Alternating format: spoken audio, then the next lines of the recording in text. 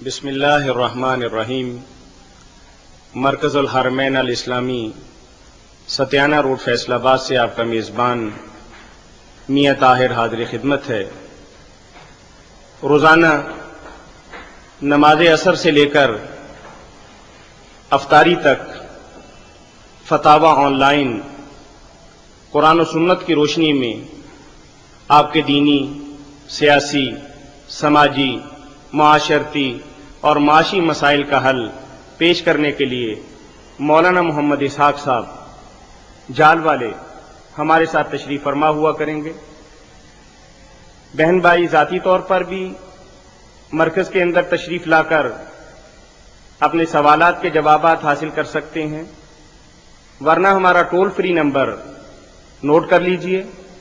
روزانہ اس نمبر پہ کال کریں گے، چارجز ادارہ ادا کرے گا۔ نمبر ہمارا ہے 0800111777۔ نمبر ہمارا دوبارہ نوٹ کر لیجئے 0800111777، مرکز الحرمین الاسلامی ستیانہ روڈ فیصل آباد۔ نماز عصر سے لے کر افطاری تک رہے گا۔ انسان کو عملی زندگی کے اندر بے شمار مشکلات اور مسائل پیش آتے ہیں، کاروباری طور پر بھی، سماجی اعتبار سے بھی، دینی حوالے سے بھی۔ تو ان کی رہنمائی حاصل کرنے کے لیے مولانا محمد اسحاق صاحب ہر روز ہمارے ساتھ تشریف رکھا کریں گے۔ جزاکم اللہ۔ جی السلام علیکم۔ جی کون بول رہے ہیں؟ جی باقی بات کر رہا ہوں، مولانا اسحاق صاحب جی۔ جی طاہر بات کر رہا ہوں۔ اپنا سوال ذرا اونچا دہرائیے بھائی۔ میں نے یہ پوچھنا تھا کہ اگر بیماری صبح سے مجھے بخار ہے، اگر میں انجیکشن وغیرہ لگوا لیتا ہوں تو اس سے کیا روزہ ٹوٹ جاتا ہے؟ جی اپنا نام بتائیے بھائی۔ ساق کی بات کر رہا ہوں۔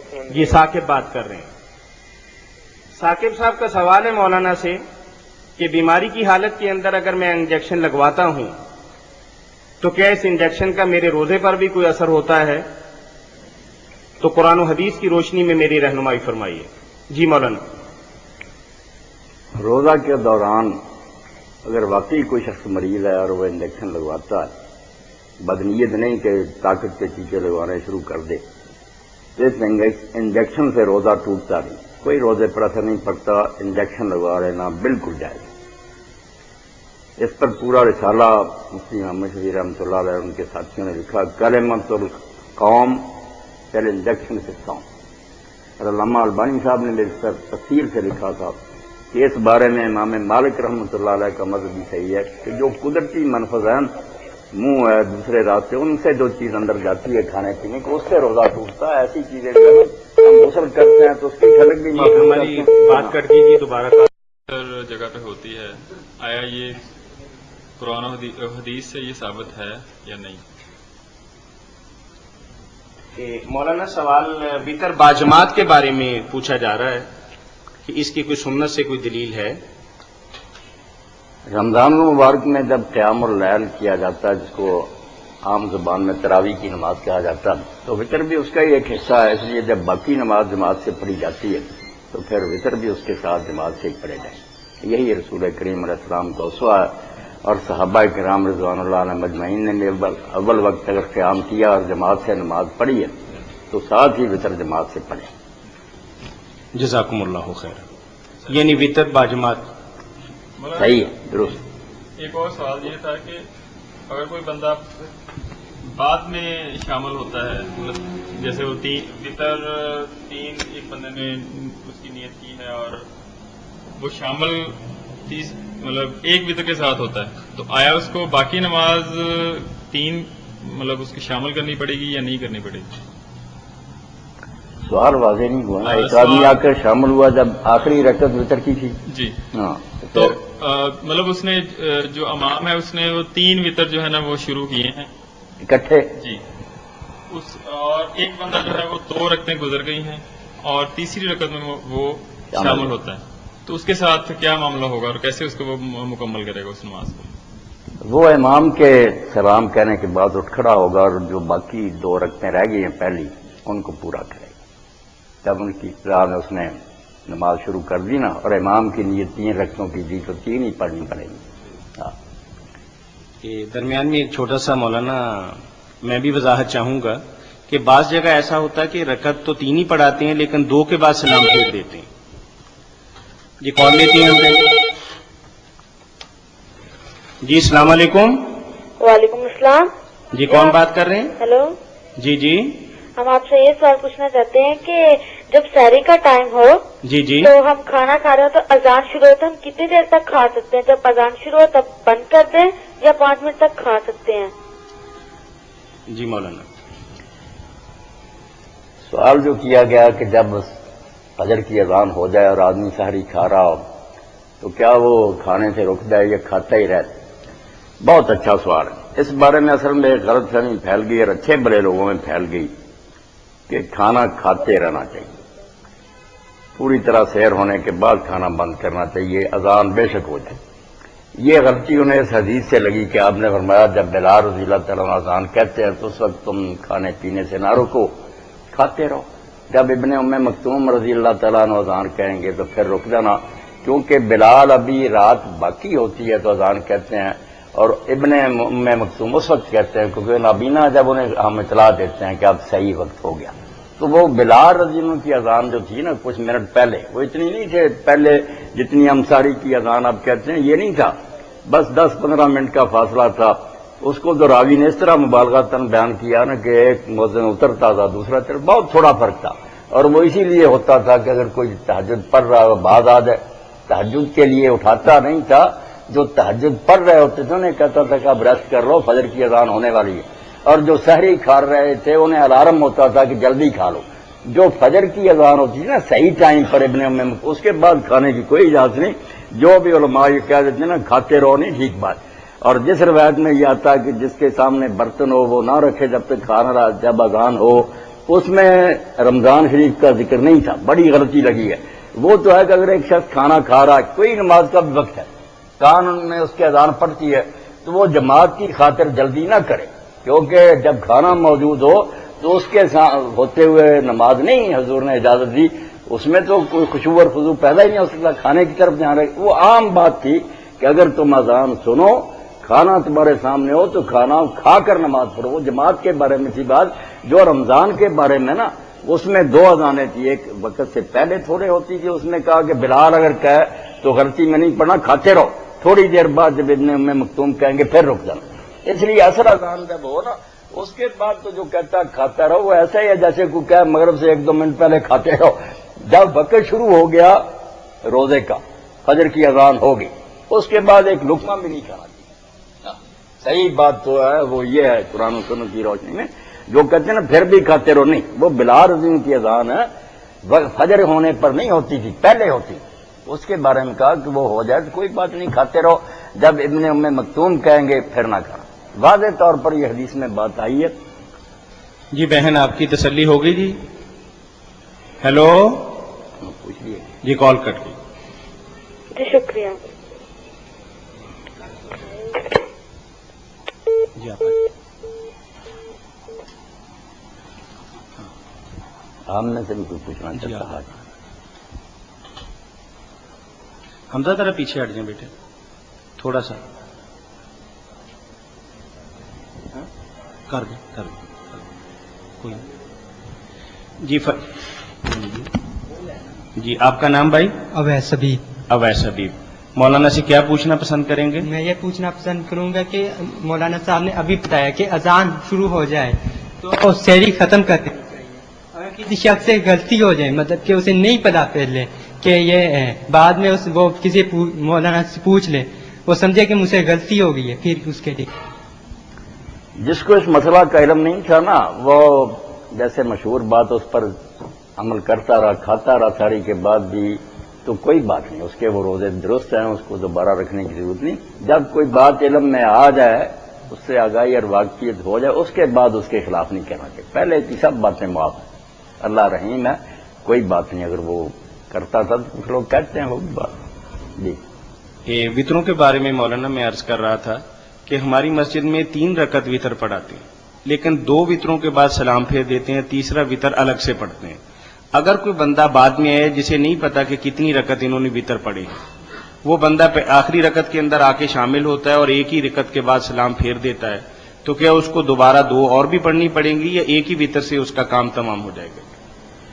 وطر کے بارے میں جو بات میرے بھائی نے پوچھی ہے، اس بارے میں پہلے تو یہ جاننا چاہیے کہ 3 وطر اگر کوئی شخص پڑھنا چاہتا ہے نا، ورنہ آپ نے تو فرمایا نا کہ اگر ایک ہی وطر پڑھنا چاہتا پھر بھی ٹھیک ہے، 3 پڑھے اس کی مرضی، 5 پڑھے، 7 پڑھے، جتنے جی چاہے طاق رکھتے ہیں ان کی۔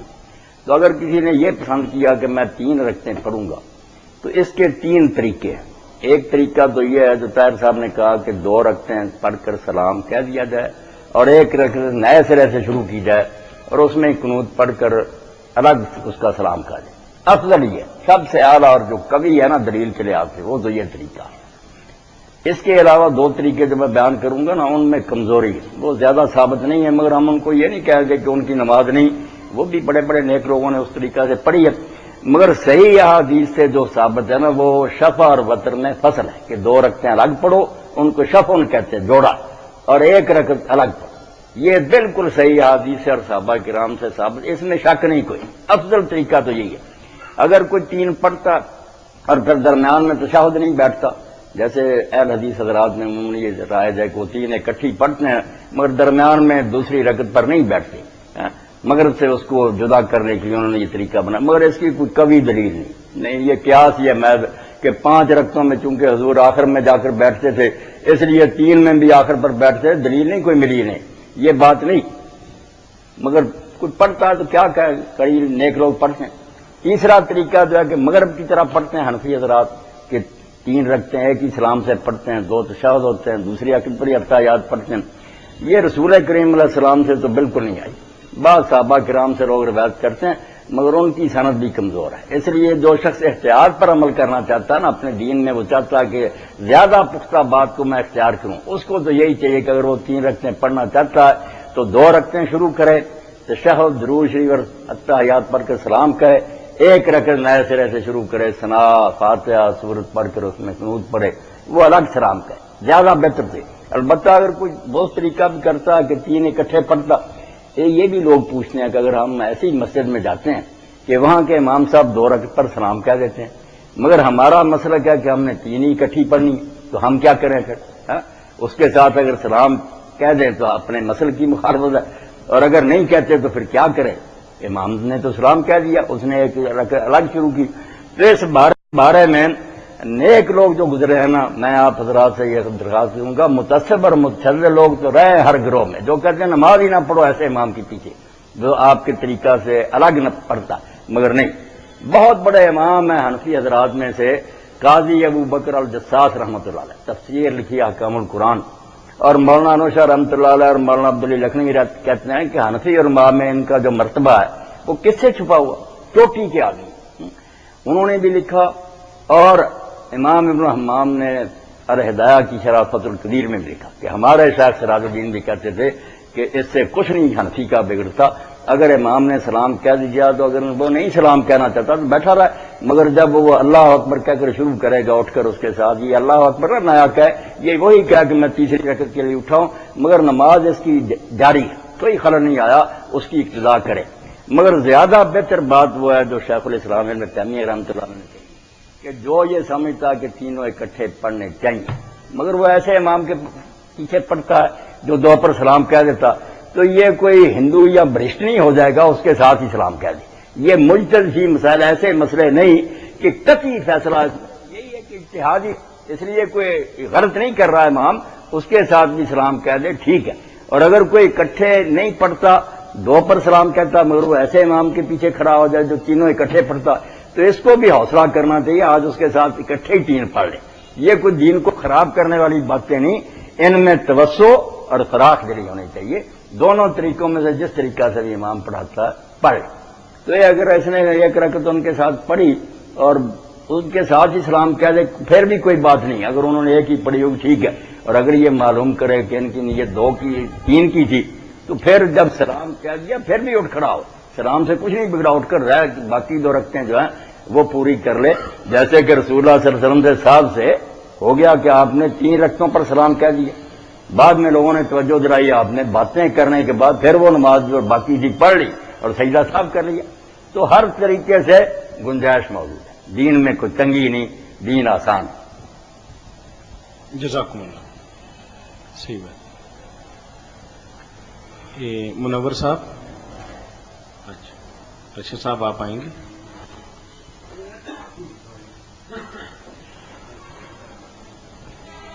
جی السلام علیکم. وعلیکم السلام ورحمۃ. مولانا میں یہ پوچھنا چاہتا ہوں کہ امام اگر بھول جائے، 4 رکعت کی نماز ہے، وہ بھول گیا کہ اس نے 5ویں رکعت میں کھڑا ہو گیا. پہلے تو یہ کہ اگر مقتدی اسے لقمہ دے تو اسے بیٹھ جانا چاہیے یا کھڑے رہنا چاہیے؟ اگر کھڑا رہتا ہے تو وہ سلام پھیرنے کے بعد نماز دوبارہ دہراتا ہے، کیا آیا یہ عمل صحیح ہے؟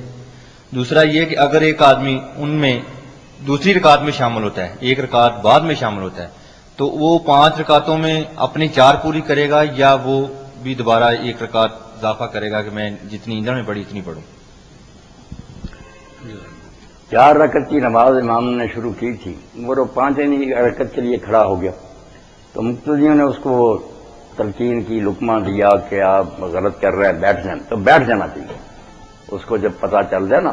یہ درمیانی تشہد والا معاملہ نہیں. درمیانی تشہد میں تو یہ ہے کہ اگر وہ غلطی سے کھڑا ہو گیا اور سیدھا کھڑا ہو گیا، اگر سیدھا کھڑا نہیں ہوا عادت کی طرح بلکہ ابھی سر اس کا قدر خام ہے اور اس کو پتہ چل گیا کہ مجھ سے غلطی اور بیٹھ گیا، تو پھر سجدہ صاحب بھی نہیں، ٹھیک ہے. اور اگر وہ سیدھا کھڑا ہو گیا پھر اسے خود یہ توجہ ہوئی یا لوگوں نے بتلایا تو پھر نہیں بیٹھے گا، پھر نماز جاری رکھے گا، آخر میں وہ سجدہ صاحب کرے. یہ تو ہے درمیانی کی. مگر آخری رکعت جو ہے نا 4تھی، اس سے آگے اگر بڑھ گیا تو پھر نہیں جائز. وہ تو بالکل خواہ آگے جا رہا نا، اس کو جب بھی پتہ چلے بیٹھ جائے اور آخر میں سجدہ صاحب کرے. اور اگر وہ نہیں بیٹھا، اس نے 5 ہی پوری کر لی تو پھر بھی آخر میں وہ سجدہ صاحب کرے، نماز اس کی ٹھیک ہے. جو ساتھ شامل ہوا تھا 1 رکعت کے بعد، اگر اس کو 4 امام کے ساتھ مل گئی، بے شک وہ ایک غلطی والی تھی، تو اس کی 4 پوری ہوگی. اس کو یہ تکلف کی ضرورت نہیں کہ بعد میں پھر ایک اور پڑتا ہے. یہ ان کی غلطی کی وجہ سے جھگڑا نہیں کیا کہ یہ بھی غلطی کرے. جی جزاکم اللہ خیر.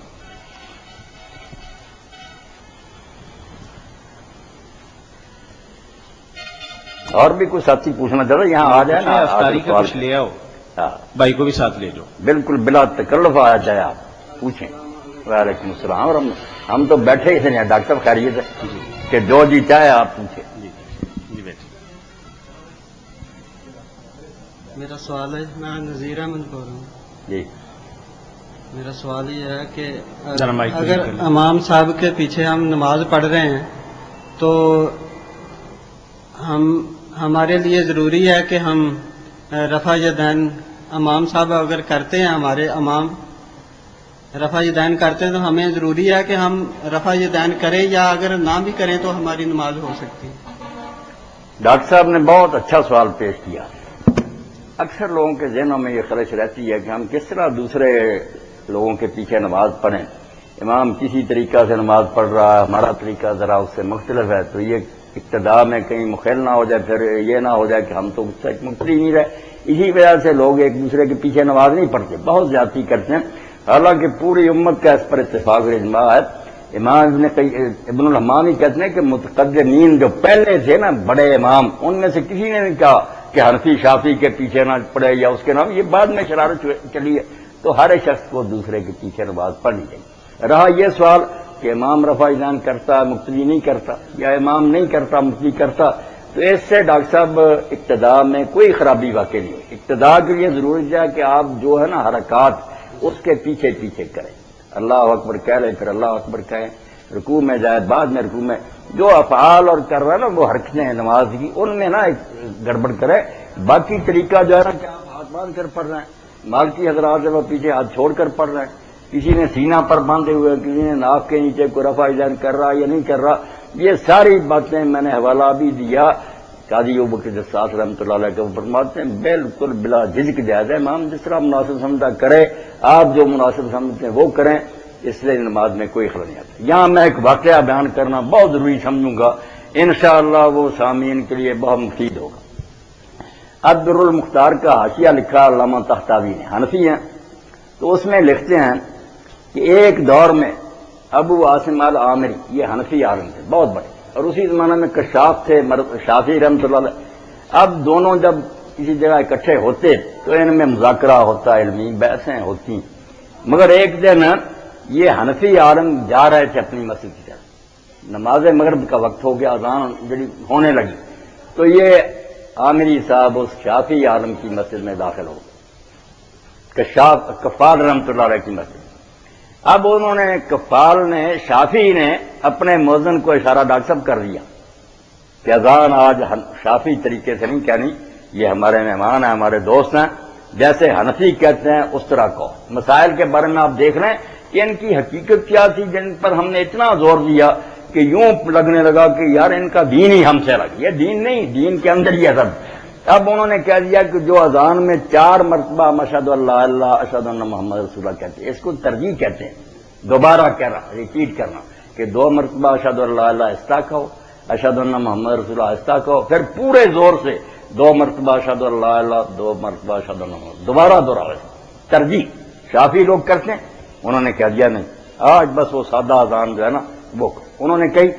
بعد میں نماز کے لیے بھی کفال شافعی رحمۃ اللہ علیہ نے ابو عاصم عامری کو آگے کر دیا، حنفی کو، جو رفع یدین نہیں کرتے تھے، بالکل حنفی سے پکے.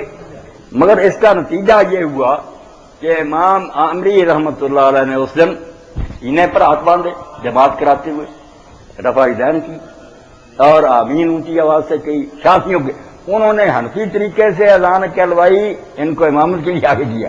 انہوں نے اپنا طریقہ چھوڑ کر شافعی طریقے سے نماز پڑھائی اور اپنے عمل سے پریکٹیکلی لوگوں کو بتایا کہ یہ مسائل جو ان کی ذرہ برابر کوئی حیثیت نہیں. یہ خواہ مخواہ لوگوں نے مسائل بنا رکھے ہیں، یہ کوئی مسئلے نہیں ہے. نماز ہونی چاہیے، رفع یدین کرے یا نہ کرے کوئی بات نہیں. حضرت شاہ ولی اللہ رحمۃ اللہ علیہ فرماتے ہیں کہ یہ مولانا کال آ رہی ہے. اچھا خدا صاحب جی السلام علیکم. بچے السلام علیکم. جی السلام علیکم. جی وعلیکم السلام. السلام علیکم. جی وعلیکم السلام. کون بات کر رہے ہیں؟ جی یاسین بول رہا ہوں پیپلز کالونی سے. جی فرمائیے کیا فتاوی پوچھنا آن چاہتے لائن ہیں؟ جی. جی فتاوی آن لائن. جی میرا مولانا سے یہ سوال ہے کہ اپنا روزے کی فلاسفی اور حکمت کیا ہے؟ روزے کی کہ اللہ تعالیٰ نے روزے مسلمانوں پہ یا دوسری ساری قوموں پہ کیوں فرض کیے ہیں؟ یعنی حکم فرضیت کے بارے میں آپ پوچھ رہے ہیں، سیام کے فرضیت کی حکمت کے بارے میں آپ سوال کر رہے ہیں یاسین صاحب، یہی سوال ہے آپ کا یاسین صاحب؟ جی آپ یہی پوچھ رہے ہیں نا کہ روزے کی اصل حکمت کیا ہے؟ ہاں جی. جی بالکل. یاسین صاحب، اللہ تعالیٰ نے جتنے احکام شریعت میں نازل فرمائے ہیں، روزہ اور نماز اور زکوٰۃ اور کوئی بھی حکم جو دیا وہ حکمت سے خالی ہے. اللہ حکیم ہے، اس نے قرآن بھی القرآن الحکیم الکتاب الحکیم نازل کیا، تو حکمت سے دین خالی نہیں.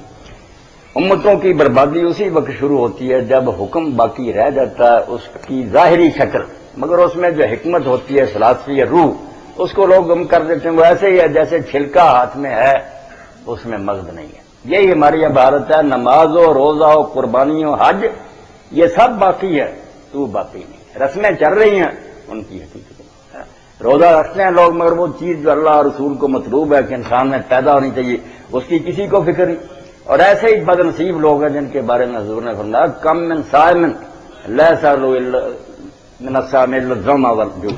بہت سے روزے دار ایسے ہیں کہ انہیں اپنے روزے سے سوائے بھوک اور پیاس کے کچھ نہیں ملتا، بھوکے مرے ہیں اور کچھ نہیں ملا. انہوں نے توجہ ہی نہیں کی کہ یہ کام ہم کیوں کر رہے ہیں. کیوں کو ضرور سوچنا چاہیے. آپ کا سوال بہت اچھا ہے اور سارے لوگوں کے لیے قابل توجہ ہے. ایک بات تو قرآن مجید نے صاف کہہ دی کہ یہ روزے جو فرض کیے گئے تم پر بھی اور پہلی امتوں پر بھی، ہمیں یہ مطلوب نہیں کہ تمہیں بھوکا پیاسا رکھیں، لعلکم تتقون. یہ روزے اس لیے فرض کیے گئے ہیں کہ تمہیں پرہیز کرنا آ جائے، بچنا آ جائے، بچ بچ کر چلنا. جو خطرناک مواقع ہیں، گناہ کے ہیں موقع، وہاں سے سنبھل کر بچ کر. جیسے حضرت ابی بن کعب رضی اللہ عنہ سے پوچھا حضرت سیدنا عمر بن الخطاب رضی اللہ عنہ نے کہ بھائی یہ قرآن میں جو جگہ جگہ آتا ہے کہ تقوی اختیار کرو، اللہ متقین سے محبت کرتا ہے، یہ کیا ہے تقوی؟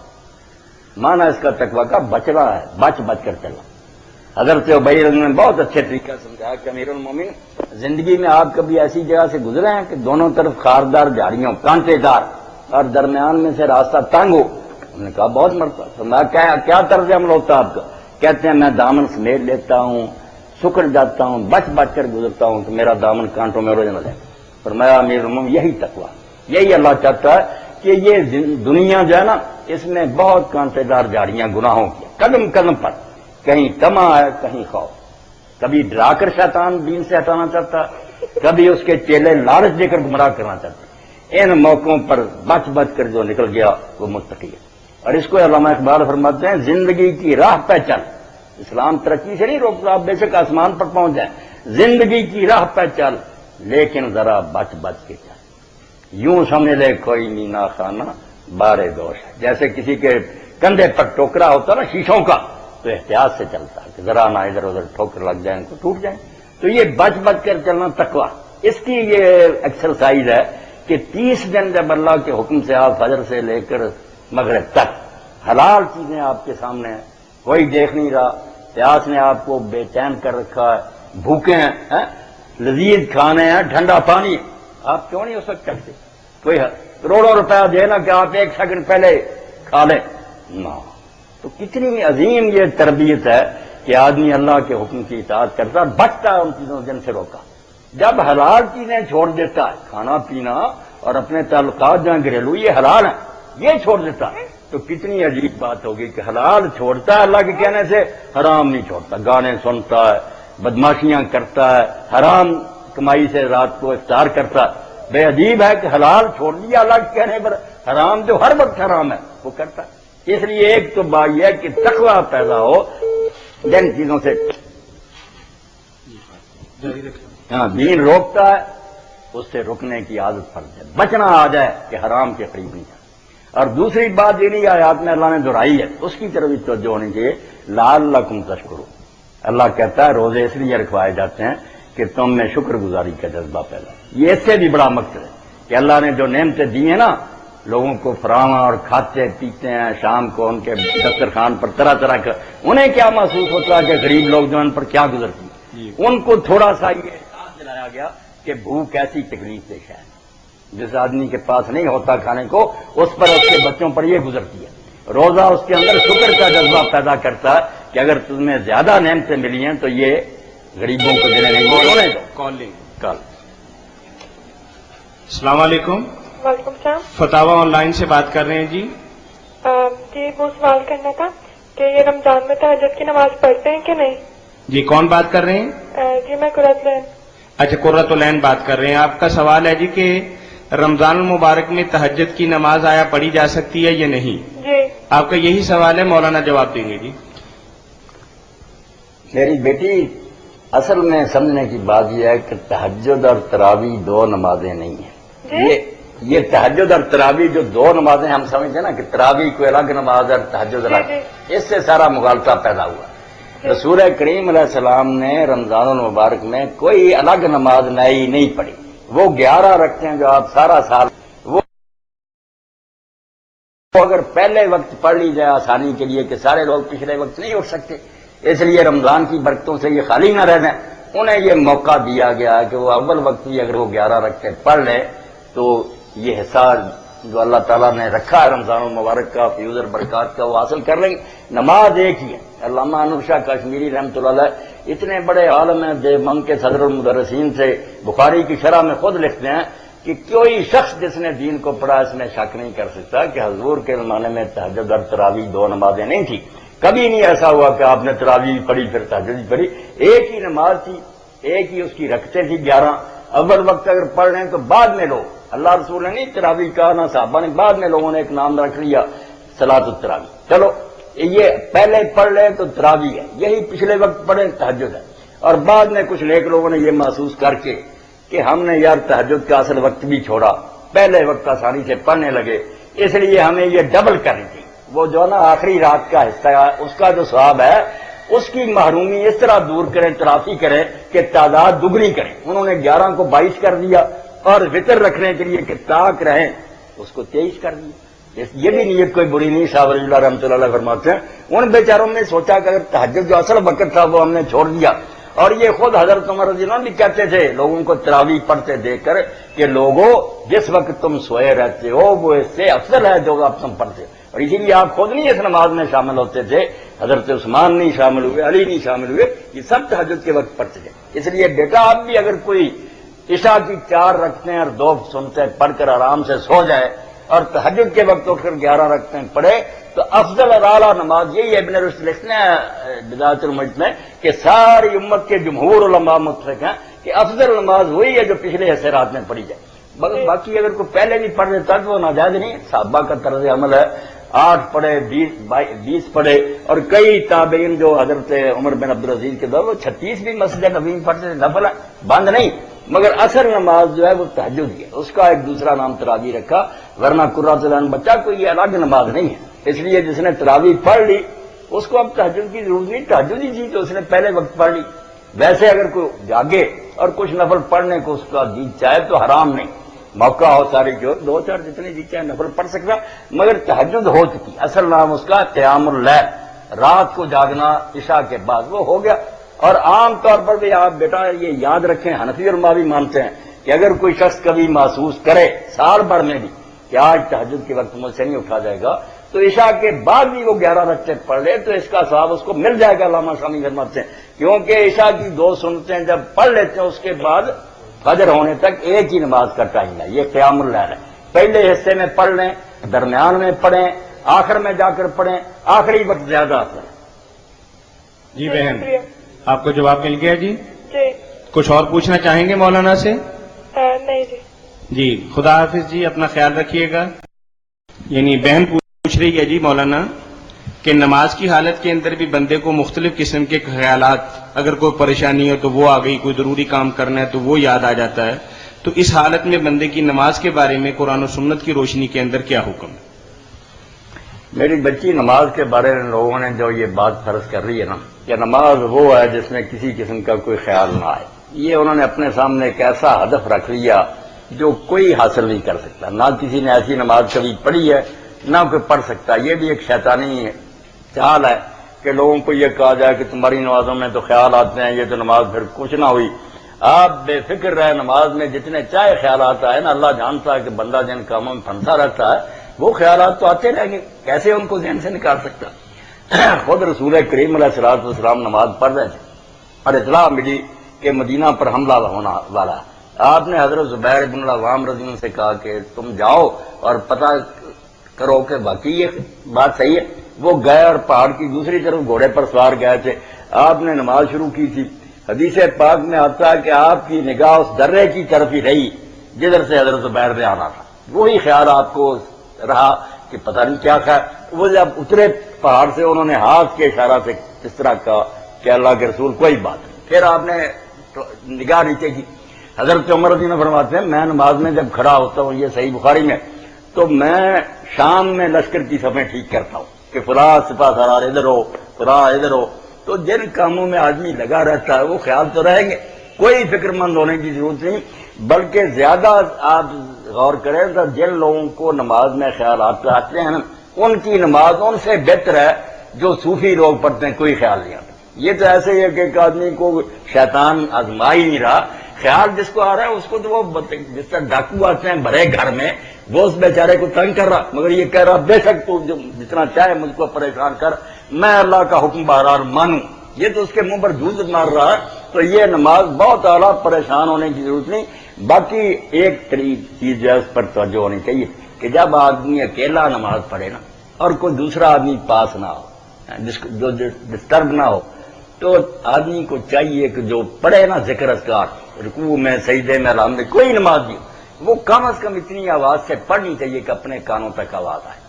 اس طرح سے انشاءاللہ خیالات بھی دفع ہوں گے اور اس کا دھیان بھی جو وہ حالات کان میں اس کی طرف ہوگا. سارے اذکار ذرا نا اونچی آواز سے کرے, یہ تجربہ کر کے آپ دیکھیں انشاءاللہ فاسد خیالات بہت حد تک دور ہو جائیں انشاءاللہ. بہن قرۃ العین کچھ اور پوچھنا چاہیں گے مولانا سے؟ جی وہ جو لیلۃ القدر کی رات ہے جی جی جو آخری طاقتوں میں ملتی ہے, تو اس کی نشانیاں کیا ہیں؟ جی مولانا بہن کا سوال ہے کہ لیلۃ القدر کی تھوڑی سی نشاندہی ہمیں کس طریقے سے پتہ چلے گا کہ آج کی رات لیلۃ القدر کی رات ہے طاق راتوں کے اندر؟ اس کی کیا نشانی ہے کہ اگر بندے کو مل جائے تو وہ سمجھے کہ لیلۃ القدر اس نے پا لی ہے؟ لیلۃ القدر کے بارے میں بہت سی چیزیں نا عوام میں مشہور ہو گئی ہیں جن کی کوئی اصلیت نہیں. لوگ سمجھتے اس سے روشنیاں ہوتی ہیں، ایسا ہوتا ہے. بعض لوگوں نے تو یہاں تک کہہ دیا کہ لوہا سونا بن جاتا ہے، پانی دودھ بن جاتا ہے، اور اس انتظار میں لوگ رات بھر جاگتے رہے. مشہور ہے کہ ایک آدمی نے اٹھایا ہوا تھا، مگر جب وقت آیا تو اس نے پھینک دیا کہ نہیں سونا نہیں بنتا، لوہا ہی ہو جا، تو لوہا ہی ہو گیا. یہ ساری ہیں گپیں، کوئی نہیں. ایسے نشان ہوتے نا تو اللہ کے رسول پر ہی واضح ہو جاتا ہے کہ وہ رات کون ہے. حالانکہ حضور پاک کو ایک مرتبہ اللہ تعالیٰ نے بتا بھی دیا کہ یہ رات ہے، اور حضور بتلانے کے لیے آئے، مگر حدیث پاک میں ہے کہ دو صحابی آپس میں جھگڑ پڑے. اس جھگڑے کی وجہ سے آپ کا خیال جو تھا اس سے وہ بات نکل گئی. آپ نے فرمایا تمہارے اس جھگڑے کی نحوست نے اب اس کو میرے اس علم کو ختم کر دیا، اب آخری دنوں میں تلاش کرتے رہو. نہیں کوئی نشانی اس کی بچہ نہ پتہ چل سکتا. بس آخری 10 راتیں جو ہے نا 9 یا 10 ان میں انسان کو چاہیے کہ وہ کوشش سے اللہ تعالیٰ کی بات کرے. اور اس کے لیے یہ بھی ضروری نہیں جو سمجھ رکھا لوگوں نے شام سے لے کر فجر تک جاگتا رہے، ایسی کوئی مصیبت نہیں. قیام لیلۃ القدر وہی ہے جو قیام رمضان کا لفظ ایک ہی ہے. رمضان میں ہم ساری رات جاگتے ہیں، صرف تہجد کی بات ہے کہ 11 رکعتیں جو ان کی فکر کرو.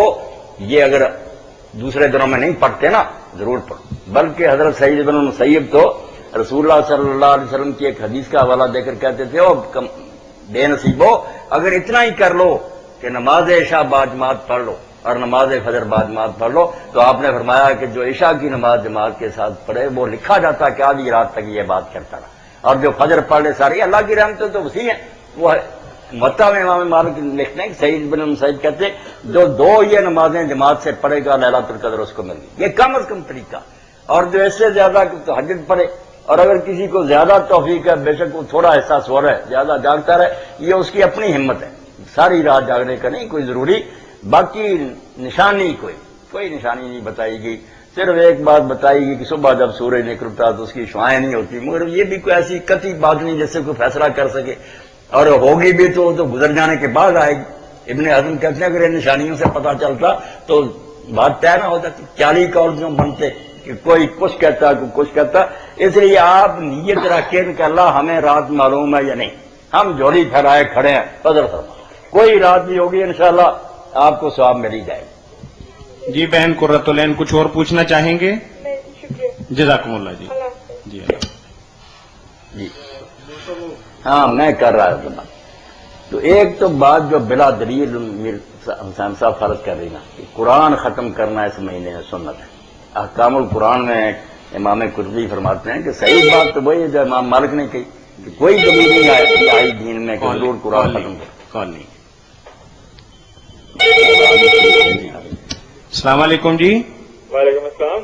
جی کون بات کر رہے ہیں؟ سہیل بات کر رہا ہوں. جی فرمائیے بھائی. بات مولانا صاحب سے سوال یہ کرنا تھا جی جی کہ ہمارے مطلب عمومی طور پہ محلوں میں بہت ساری مساجد ہوتی ہیں. جی جی اور ہر مسجد میں سحری کے وقت بھی مختلف ٹائم پہ اذانیں ہو رہی ہوتی ہیں. جی جی اور اسی طرح افطار میں بھی مطلب مختلف اذانیں ہو رہی ہوتی ہیں.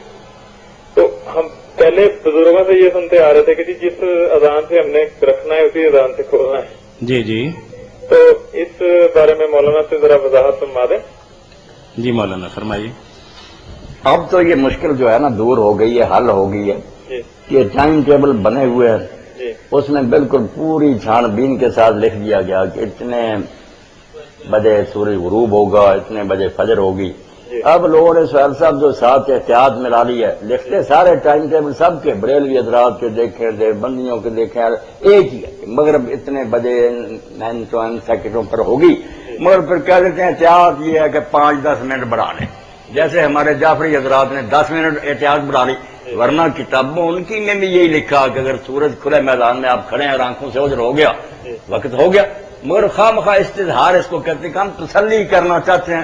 تسلی میں وہ ساری امت سے 10 منٹوں تک چلے گئے. یہ حضرات اب کہتے ہیں 5-7 منٹ احتیاط کرو. احتیاط کی کیا بات ہے جب اللہ کے رسول نے کہا کہ اللہ کو سب سے پیارے بندے وہ ہیں جو افطار کرنے میں جلدی کرے. جب ٹائم ٹیبل بتا رہا ہے کہ سورج غروب ہو گیا فوراً کریں، احتیاط کی کیا بات. تو آپ ٹائم ٹیبل دیکھا کریں، ان اذانوں کو چھوڑے، اذانیں تو یہ کرتے ہی رہتے ہیں. جی بہت شکریہ مولانا. جی جزاکم اللہ جی. اور کچھ پوچھنا چاہیں گے سہیل بھائی مولانا سے؟ بہت شکریہ. جی اللہ اب حافظ. امام قرطبی لکھتے ہیں کہ میں نے ایک شہر میں دیکھا کہ اس کی 20 محراب تھے بھائی امیر صاحب، بہت بڑی مسجد، اور 20 محرابوں میں نا تراویح ہوتی چلا گرب، اتنی بڑی مسجد. تو ایک امام صاحب کے بارے میں کہتے ہیں کہ میں نے دیکھا کہ وہ 20 رکھتے ہیں نا سورہ اخلاص سے پڑھاتا تھا اور کچھ نہیں پڑھتا تھا، قل هو اللہ قل هو. اور وہ کہتے ہیں بالکل ٹھیک کرتا تھا، کیونکہ دین میں کہیں نہیں آیا کہ رمضان شریف میں نماز میں قرآن ختم کر. امام مالک نے بھی یہ کہا کہ ایسا ختم قرآن فی رمضان بے سنت، کوئی سنت نہیں.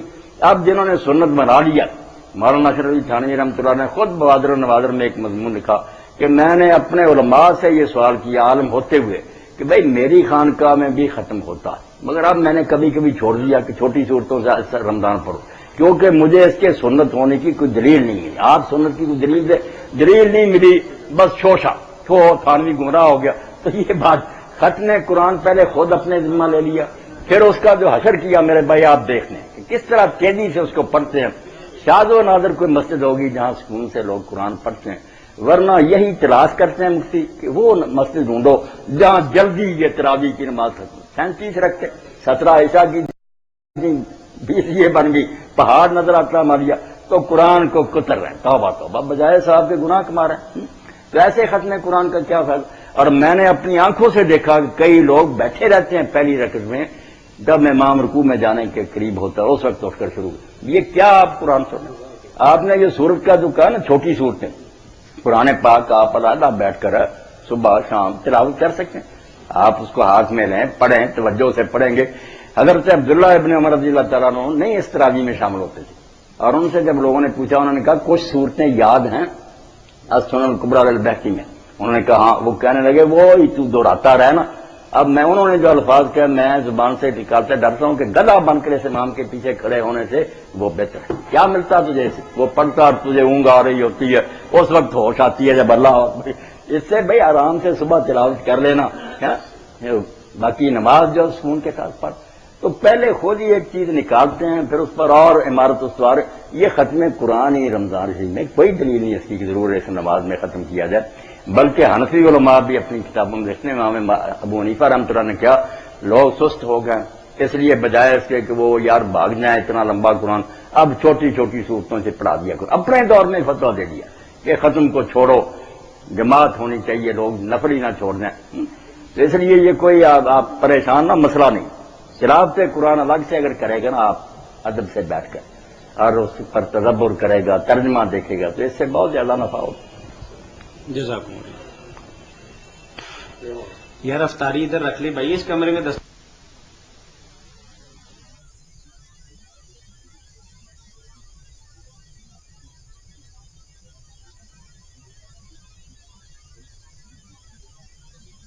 بالکل یہ بھی دوران ہے. جی بالکل دونوں.